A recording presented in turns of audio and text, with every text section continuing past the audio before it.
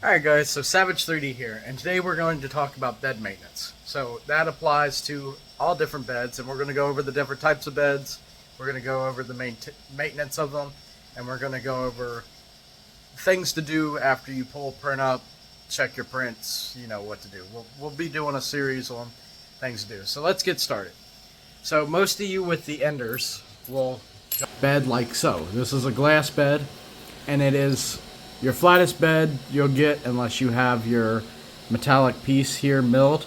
So normally you won't have the clips like these. You will have these clips that come with your Enders.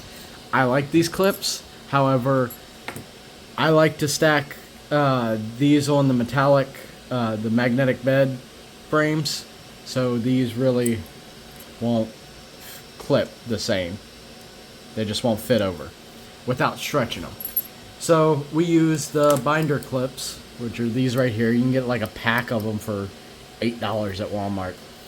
So this is the glass and this is the PEI. Now PEI is a textured build plate. You can also get them smooth. They're flexible build plates. So like when I pull up, you know, it slaps down and it's magnetic. There's also a couple other beds like PEO beds. I think there's a PAO bed, I'm not sure, that will leave like carbon fiber designs, rainbow designs, you know, certain designs on your first layer. So I like glass personally because it leaves a nice smooth finish. So this would be glass and you can see how smooth it is. And then this is textured and you can see the texture on it. So you see this and you know it's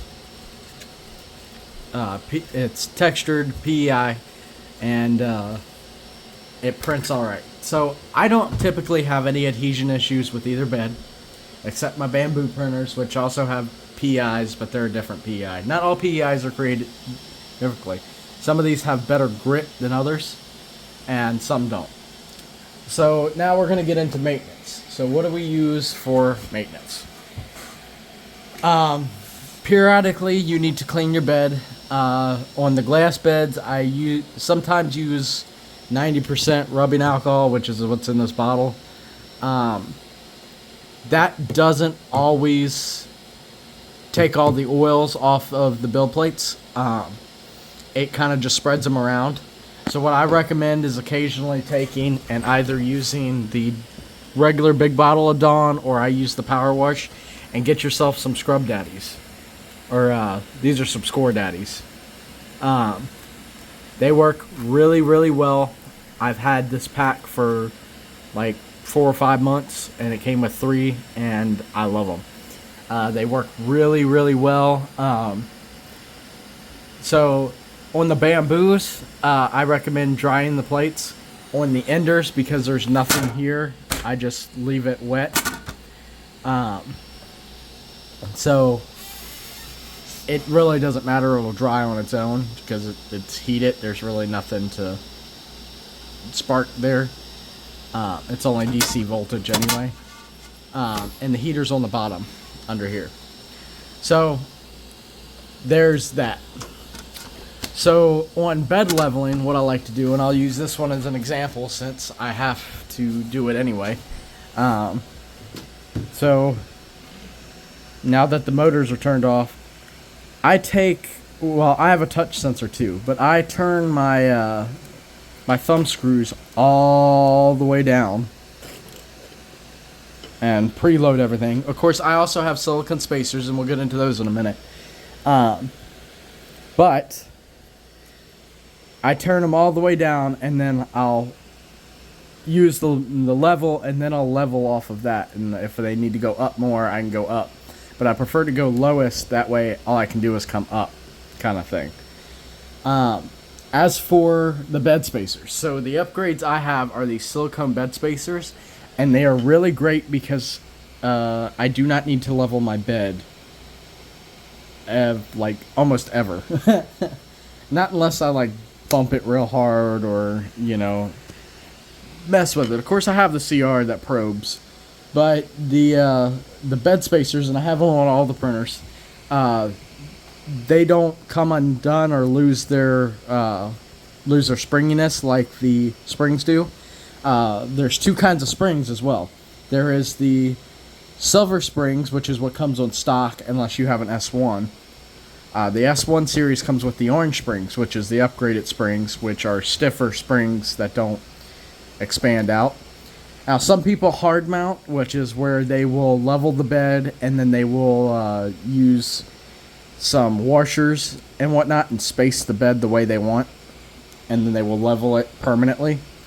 I do not see the point in that. I'm sure there is somebody who will tell me the point, but I personally do not like that. So, the first thing is to do to keep your bed from getting dirty. When you break a print, let it fully cool.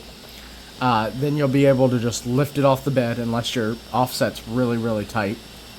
And that will be another video. We'll talk about Z offset, because Z offset gives you first layers that are like this, and it looks really good. And that's 90% of the problems that happen when you when people start having issues with the printers with bed adhesion. It's normally, oh, I'm touching all over my bed like this, and I washed it with isopropyl and the oil's still there. And when you scrub it with the Dawn, it gets rid of that. The other thing is your Z offset not being tight enough, and a lot of that is you have to gather a feel for the paper method, and once you gather a feel, you can set it. And even sometimes I don't set mine right, and I have to go in the printer and set them. It's hard to show you on the physical screens because I do not have a printer that is stock currently. These are all on Klipper, but I will be getting a stock printer to show you the workings of stock firmware, installing firmware, going over all that, setting it up on Klipper, the whole thing. But that'll be in another video. So the one thing you want to make sure of is, and I'm going to set my phone down for this. So we'll set it right here. You're going to take your bed and rock it corner to corner. So corner, corner, and rock it. Make sure there's no play. And side to side, make sure there's no play. Front and back, make sure there's no play. And the way you fix that, if there is play, is there's eccentric nuts right underneath these wheels. And sometimes your palm wheels will roll out. And a palm wheel, I have replacements here, if I can remember where I put my bag of tricks. Yeah, they're right here. I have a bunch of parts that I keep in here. Oh, should have had these set out. But these are your palm wheels, and they have a bearing in the center. And sometimes that bearing will separate from this outer shell here. And that's what I had happen to me. These palm wheels were great, but the bearing separated and I was getting play. So that is another thing you have to look for.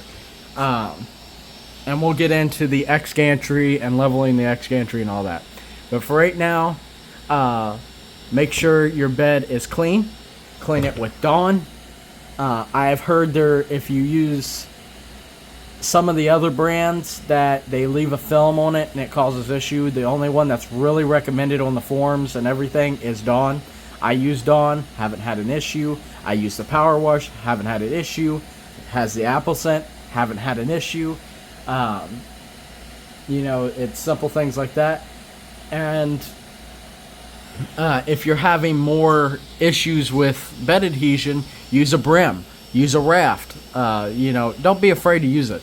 Something else you can do on glass. I recommend it on glass. I don't use it on the PEI beds because normally if it's peeling off the PEI bed, you've got something going on with bed adhesion or something. But I use hairspray / glue on glass. Some materials, like my PA6 sitting over in the corner, which is what these mounts are made out of. It needs the glue even on the PEI beds, and I just use a Elmer's glue stick. So I use these disappearing purple glue sticks, and I just keep them on the printer, or I pick up the hairspray from Walmart. It's like Rays, something like that, and it's like $2 for a can, and it works amazing. So you can use these for bed adhesion. I am not against people using it for bed adhesion. There is nothing wrong with it if you use bed adhesion. However, I do feel like if you're using it on a PI bed, or even I can print on a glass bed without adhesion. PETG requires you cannot print PETG on a glass bed with without any glue or anything. And I'll post a picture right here so you can see what happens. And this is what happened when I printed on PETG on thing. It adheres to the bed plate so well, you cannot get it off without it taking the glass up. So it's more of a release agent, not as much glue. So, but you can use glue with PLA and everything else. However, if you're having issues with bed adhesion, I would recommend a brim. I would recommend a raft. I don't print with those, but I have no problem if you print with them. It's more of a if it makes your life easier kind of thing, do it. There's just room for improvement if you are using that. So you can eventually set your Z offset tighter, and it will squish it to the bed and adhere. And sometimes you have a bed that just won't cooperate, and you have to use glue, and that's fine too.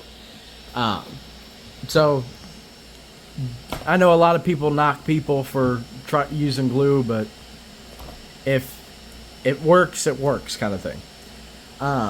As for anything else bed related, so the PI sheets, they come, as long as they fit on the bed, you can use anything you want. You could even use flat steel.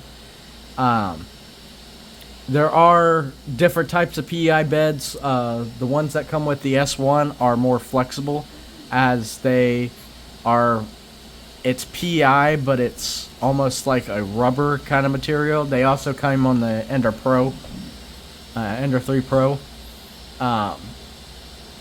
There is the cool plates for the bamboo, and I've been hearing that they're really good. There's a lot of different plates. So I try looking into some different plates. I want some carbon fiber plates to throw on these so I can get carbon fiber looking parts. These are the cheap plates. I don't buy expensive stuff. If I can cheap out, I'm willing to try stuff once and cheap out and see if it's worth it before I buy expensive stuff. I buy cheap filament all the time. Like, I've got a roll of 3D Genius here, and it's PLA Plus, and it was like $16 off Amazon. You know, it's not that bad. Like, it printed all right. The other spool I have over here is not tolerance correctly, but it's not bad. But the silicone spacers you can get on Amazon for like $8 for like 8 of them, so like $1 a piece. So yeah, remember, clean your bed, set your Z offset correctly, make sure the nozzle is clean. Like, my nozzle right now is not clean, so yeah, that shouldn't be there. Make sure that's clean when you level it. You can level your bed hot, or you can level it cold. It really doesn't matter. Some people will tell you it has to be hot. Sometimes it doesn't have to be. It's up to you. But yeah, clean it. Scrub it with Dawn. Make sure all the oils are off of it. Set your Z offset. Let it print. And on most of the printers, you can set Z offset up or down in the firmware after it's printing, so you can decrease it. There's also bed leveling prints that'll print squares on each corner, and each of those corners will have a square on it, and you can lower this side or up this side. You know, you'll understand. We'll do a video on Z offset and how to set at least on Clipper, not on stock firmware, but you'll get the gist of either one. So remember, be savage.